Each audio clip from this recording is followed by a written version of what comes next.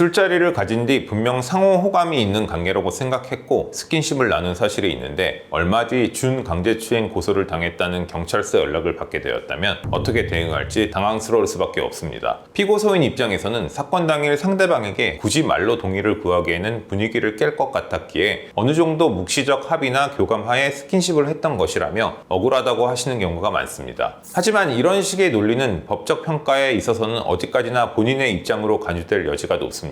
따라서 내 사건에 있어 준강제추행죄가 인정될지는 변호사 상담을 통해 조언 받아보는 것이 좋습니다. 일반적인 강제추행 고소도 아닌 주로 술에 취해 정신이 없었을 때 추행이 당했다며 신고가 접수된 준강제추행 사안에서는 피해자 진술의 신빙성과 당시 상황에 대한 소명 여부가 유무죄를 결정짓는다는 점에서 사건 접수 후 초반 대응을 어떻게 하는지가 무엇보다 중요합니다. 서로 호감이 있었던 사이였는데 갑자기 고소 연락을 받았다면 무엇부터 해야 할까요? 먼저 고소 연락을 받았다면 우선 할 일은 당시 정황을 최대한 자세히 정리해두는 것입니다. 고소당했으니 경찰 조사에 갈 때 내용을 복귀해야지 하고 있다가는 시간이 흐를수록 기억은 희미해질 수 있기 때문입니다. 술자리가 어떻게 시작되었는지, 어떤 대화를 나누었는지, 성적 접촉이 있었다면 그 과정이 어땠고 그 순간마다 상대가 어떻게 반응했는지를 시간 순으로 기록해 두는 것이 좋습니다. 문제는 술을 많이 마셔서 당시 상황이 기억나지 않는 경우입니다. 피고소인 입장에서는 기억이 잘 나지 않는다고 주장하면 본인에게 유리한 진술로 인정될 것으로 오해하는 경우가 많으나 이는 오히려 피해자가 저항불능 상태였음에도 확인도 하지 않고 추행했을 수도 있다는 심증을 수사기관에 줄 여지도 있습니다. 따라서 기억나는 부분과 아닌 부분을 구분하여 정리하되 기억이 희미한 부분은 억지로 꾸며내기보다 객관적인 정황 등에 의해 간결하게 답변할 필요가 있습니다. 가령 CCTV, 메시지 내역, 주변인의 목격 진술을 통해 보완하는 방식으로 대응이 필요합니다.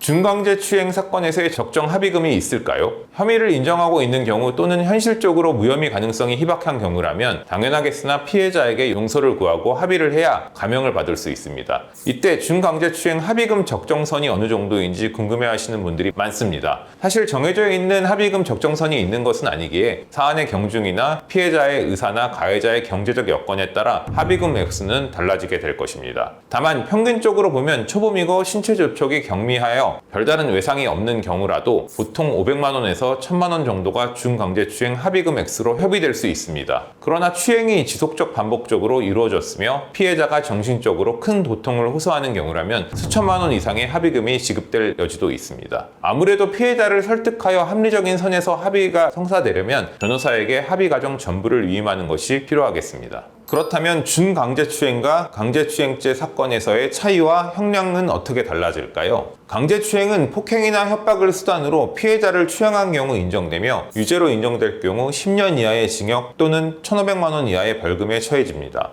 이와 달리 준강제추행은 강제성 여부가 중점이 아니라 피해자가 음주 등 요인으로 사실상 저항할 수 없는 상태를 이용하여 추행한 경우 인정됩니다. 다만 강제성이 없었다고 하여 강제추행죄 대비로 선처를 받을 수 있는 것은 아니며 준강제추행죄 처벌 수위는 강제추행죄 형량과 동일하다는 점을 인지해 두셔야 합니다. 만약 호감이 있었던 사이라는 것을 입증하면 감형될 수 있을까요? 사실 피해자와의 친밀도가 사건 결과에 전혀 고려되지 않는 것은 아닙니다. 다만 이러한 사정들은 어디까지나 양형에 참작될 수 있는 부수적 요인일 뿐 추행 자체를 정당화한다거나 무죄를 입증할 근거로 작용하는 것은 아닙니다. 특히 준강제추행은 피해자가 술에 취했거나 심신상실 상태였다는 상황에서 발생한 범죄이기에 가해자가 상대방이 나에게 호감이 있었으니 어차피 스킨십을 거부하지 않았을 것이라고 주장하더라도 피해자가 당시 저항 또는 의사표시조차 할 수 없는 상태였다면 법적인 평가원에서는 추행으로 간주됨을 피할 수 없다고 봐야 합니다. 만약 초범이고 구체적으로 계획한 범죄가 아니었다면 실형은 나오지 않는다는데 사실일까요? 실제로 재판부에서는 피고인이 초범이고 사건이 우발적으로 발생했다면 이 부분을 유리한 양형 요소 중 하나로 참작하여 형량을 정하고 있습니다. 다만 합의를 했는지 피해 회복 노력을 했는지 등이 우선적인 양형 요소로 고려되는 것이고 초범이고 우발적인 사건이었다는 부분은 부차적으로 고려되는 요소 중 하나일 뿐이라는 점을 인지해 두셔야 합니다. 따라서 이러한 사정만으로 실형을 피할 수 있다고 단정하는 것은 위험하다고 볼 수 있습니다. 만약 처벌받게 될 경우 취업 제한 등 불이익을 받게 될까요? 성범죄로 유죄 판결을 받게 되면 단순히 형사처벌에 그치는 것이 아닌 신상정보 등록이나 취업 제한 등 부수 처분까지 받게 될 수 있습니다. 특히 아동 청소년 관련 기관이나 교육기관, 복지시설 등 특정 직종에 대해 일정 기간 취업 제한 중단 명령을 받게 될 수 있으며 공무원이라면 성범죄로 벌금 100만 원 이상만 받더라도 당연 퇴직될 수 있습니다. 따라서 벌금이나 집행유예를 선고받더라도 사회활동에 큰 제약이 생길 수 있으므로 사건 초기부터 변호인의 조력을 통해 형사처벌면에 있어 선처를 받으면서 가능한 보안 처분을 병가받지 않도록 대응할 필요가 있겠습니다. 준강제추행 사건의 경우 나홀로 대처하기 어려울 수 있는 이유와 변호사 선임 필요성에 관해 알려드리겠습니다.